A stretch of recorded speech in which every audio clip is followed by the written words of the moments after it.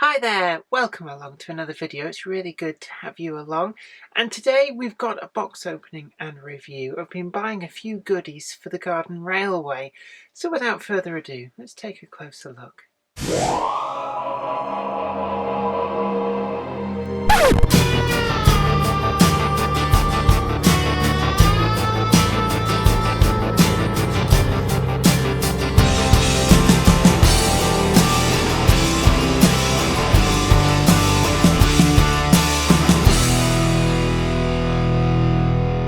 Those of you who have been following me on Instagram may have seen a sneak peek of this particular locomotive, and with the rebuilding of the Garden Railway, which you can follow in my series of videos that go up from time to time on this channel, it's necessitated a complete change of rolling stock because it decided to go for O gauge, and I've really been impressed with some of these new models that have been on offer from various manufacturers, but in particular from Dapol, and this is no exception. We've got the 57XX/8750 class 060 Pannier locomotives, so Great Western Railway themed motive power, and really this came about because I was in Arcadia Models in Shaw. No real connection to Arcadia other than being a very satisfied customer, and he had an awful lot of second-hand O gauge in, and it would have been rude not to get some. But of course, if you're going to have O gauge in the garden, you've got to have something to pull that rolling stock, so it was an ideal opportunity to get myself some motive power. So what we've got here is item 7S. S is for steam, I believe. I think the diesels have a D. It's 007-001, class 57XX, Pannier, BR Black, early emblem number 5717. And we can also see on there a little bit of other information. DCC ready with a 21-pin socket, and also minimum radius, radius 2, which is 1028.7 millimeter radius. And believe me, I've tried setting up that radius. You can buy set track from Pico in O gauge at that, and you need a pretty big room to get a full circle. Now, Dapol have some very, very impressive boxes. They're very well done, and the box itself does ooze quality. It's very, very substantial, very strong as well, so they do stand up to being reused again and again to store any locomotives or rolling stock in and transport them around without slowly disintegrating over time. So I really do like that about the Dapol way of packaging stuff, and it really does feel like you're getting something substantial for your outlay. Now we've got some paperwork here with it. The Dapol no quibble 24-month warranty. Yeah, that's the same both sides. And then if we go to the second sheet of paper, we've got a brief description about the history of these locomotives, and they were built in several stages. There's quite a lot of them built. Let's see there. We've got exactly 863 of these were built by the Great Western Railway, and they were building them for quite a long time, going right through. In fact, British Rail built the very last of them in around 1950, and these locomotives were very successful, a really good rugged design and suitable for all manner of workings. I'm going to turn that over, and this is the bit which a lot of people are very interested in. We've got the exploded diagram of the inside, and it also shows you where the screws are to be able to open this up to get into it, and this is very important if you want to DCC fit this locomotive. And I believe it's got a 21-pin socket, and actually with a locomotive of this size it would really work very, very well with DCC sound. Now, the chips that these take, they're exactly the same chips as you'd fit in a 00 locomotive, but the difference being that there's plenty of space to be able to put a really good bassy speaker in, so you get a very good sound reproduction. Now I'm going to put that all to one side, and we've got the locomotive in here. And it's really just an upscaled version of the packaging that you get inside the 00 locomotives that we've seen here on this channel. I'll put the box to one side and slide all this out, and there's actually some of this is quite a hard foam, and the reason for this, as far as I can tell, is because the weight of this locomotive, you can see there's another piece under there, the weight of this locomotive is such that if it didn't have those, it would possibly distort the packaging in transit and then run the risk of causing some issues with the locomotive itself. So that's the reason it's got this extra packaging in. And here we have it, the locomotive, and you can see the detail on this is really quite exquisite. But you know, you're used to watching these box opening and reviews with 00 models, so you can compare my hands to this model compared with, say, when we did the London Transport Pannier tank, which I think is actually the same model that Bachmann do, but this really is something very special. We've got all sprung buffers, and they're all metal as well. There's substantial quantity of metal in this, which goes together to actually make it quite heavy.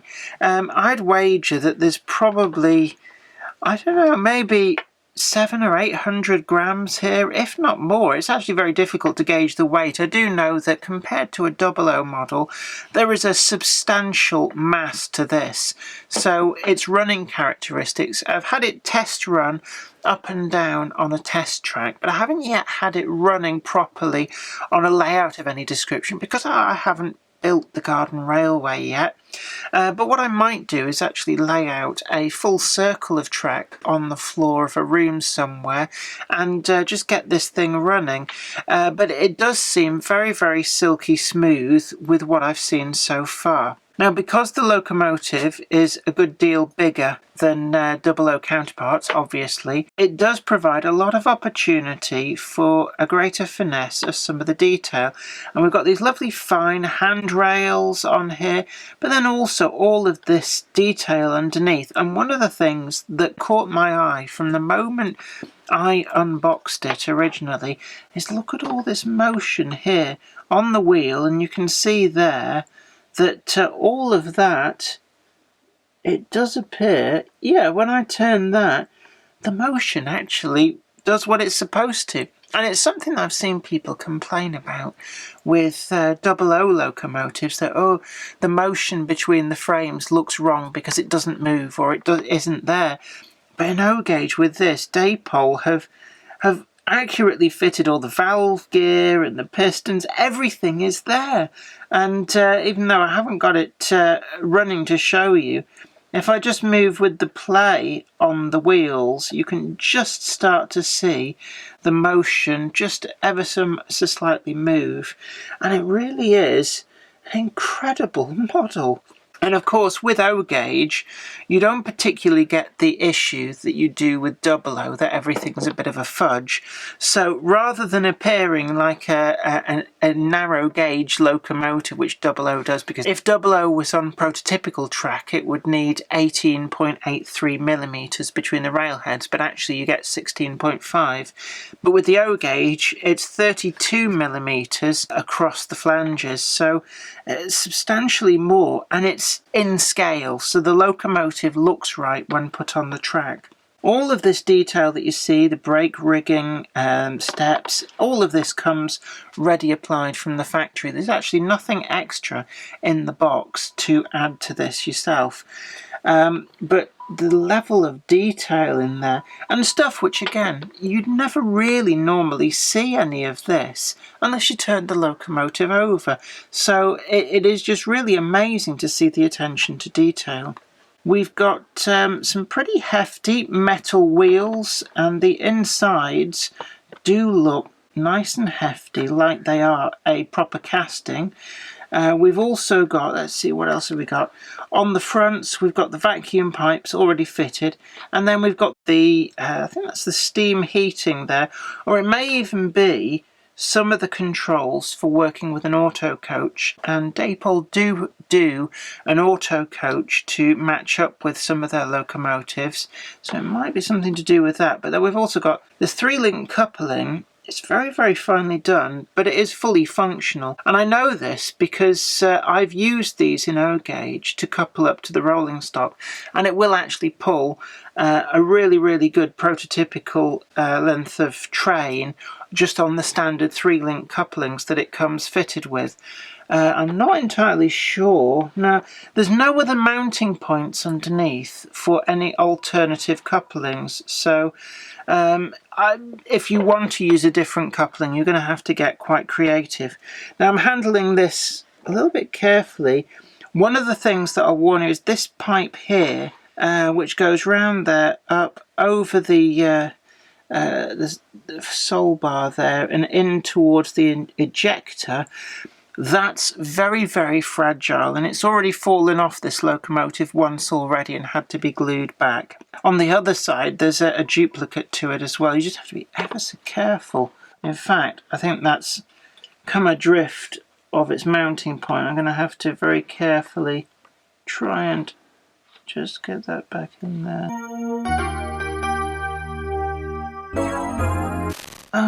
Everything that I touch is so fragile.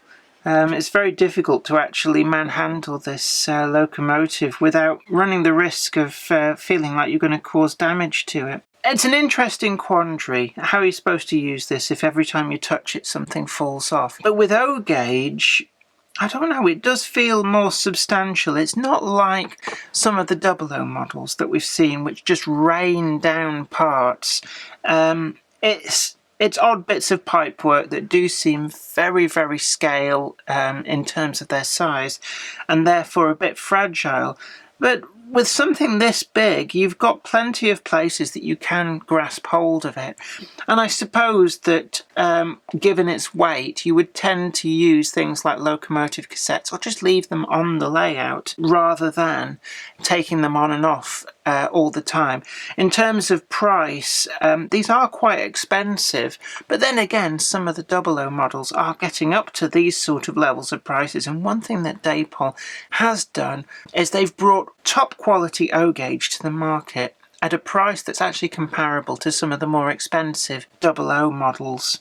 In terms of finishing, it's presented here in this all-over black livery, which is a little bit utilitarian, but, you know, just like the originals. And I think it actually works quite well. It does suit this model. And the fact that so much of this is a metal construction, it does give this feel of being a metal object rather than something painted to look as if it's metal, but actually made of plastic. We've got the Cycling Lion logo on the side there, and that is pretty nicely reproduced. And actually, when you look at it, even with my bare eyes, I can read that. It is crisp, it is sharp, and we don't even need to show up magnification to be able to see that it has everything there that it's supposed to. We've also got the C in a circle, and somebody will obviously leave it in the comments saying to me exactly what that is, but I don't know off the top of my head what it actually is signifying. But then underneath, we've got an actual cast plate with the running number 5717, and that does feel like it's an etched brass plate. Yeah, there's certainly a detail relief on there that you can read, almost like it's made of braille. In the bunker, we've got a representation of coal. Now, this is plastic, but that's actually one of the best representations of coal that I've seen in model form. But this does come out, and if you wanted to fill the bunker with real coal, then it's very easy to do. The face of the locomotive has been captured in my mind perfectly. It really does look like it means business. And we've also got down the top of the boiler, we've got no parting from the tooling down the centre, which is something which you sometimes see on the 00 models. But with this, you can just see the top line of the boiler itself, and there's no noticeable marks to show where this tooling is kind of been all fitted together with the moulds. And I suspect that very careful attention has gone into putting this model together and how the tooling is designed to eliminate any of those parting lines. And I suppose with an O-gauge model, by nature of its extra size, there's going to be a different design of parts and more parts put together to make this. And it does allow that kind of clever design of the tooling. Now, you can take the cab roof off, and this is actually held in place very cleverly. There's two, I think they're just nuts, metal nuts there, and then there's two magnets there and there. So this roof just sticks to the magnets, and very easy to take on and off, and that means that if you want to put a crew in there, it could not be more simple. But also it means that we get to take a really good close look in there at the detail and the separate parts that has gone into this. I mean, the attention to detail is incredible. We've got all the back head detail on the back of the boiler, we've got the regulator, we've got the gear there for forwards and reverse, and basically the cut-off in the cylinder. But then there's also, looking down there, I can see the splashers where the rearmost wheels would just fit into there. And there's even this kind of checker plate on the metalwork, and even a representation of a little splash of coal coming through from the bunker in there. So it really is an amazing amount of detail. The only thing that I can think of to detract from this is if we look on the back of the cab, we've got these superb dials and gauges that are all perfectly tempo printed, but spoilt a little bit by this solid bar of clear plastic in order to do the glazing for the front portholes. Now, if I turn this round, strangely enough, that is not replicated on the back of the cab, and we can see flush glazing in there. And it does beg the question why the front portholes of the cab couldn't be done in the same way. But it is a minor detraction in my view, so not really anything that's going to mark this down significantly. It's also worth noting that the cab side doors are completely posable, so I'll push that one shut. It does mean when you fit it with a crew that you can pose it either with the doors open or doors shut.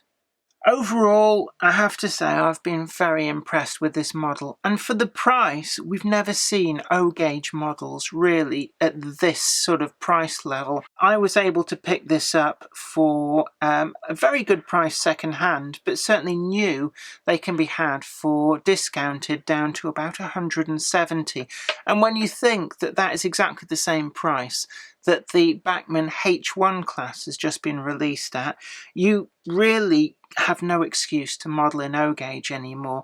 The rolling stock is out there, the locomotives are out there, finished to this high standard, ready to run, and at a price that's pretty affordable in the grand scheme of things. So overall, I'm going to give this a good solid 9.9 out of 10. I hope that's been informative to you. Don't forget to like this video, share it too, and also subscribe to the channel and ring that bell, and you'll be the first to know about new videos as and when they go up. But until next time, thanks again for watching, and you take really good care of yourself, and I'll see you again here next time. Bye for now. Today's video has been brought to you in part thanks to the generous donation of my fans on Patreon, and a special huge thanks goes out to Anthony Kidson, Mark Anthony, Michael Churchwood, Mark McShane, and Bob 310. If you'd like to help support the show, head on over to patreon.com/Jennifer Kirk. Thank you. Today's video has been brought to you by my books, Bringing Home the Stars, Twinkle Little Star, and also you can get the complete comic collections of All Over the House, Books 1, Books 2, and also the wacky zany Life of Knob T. Mouse. Thanks, and catch you later.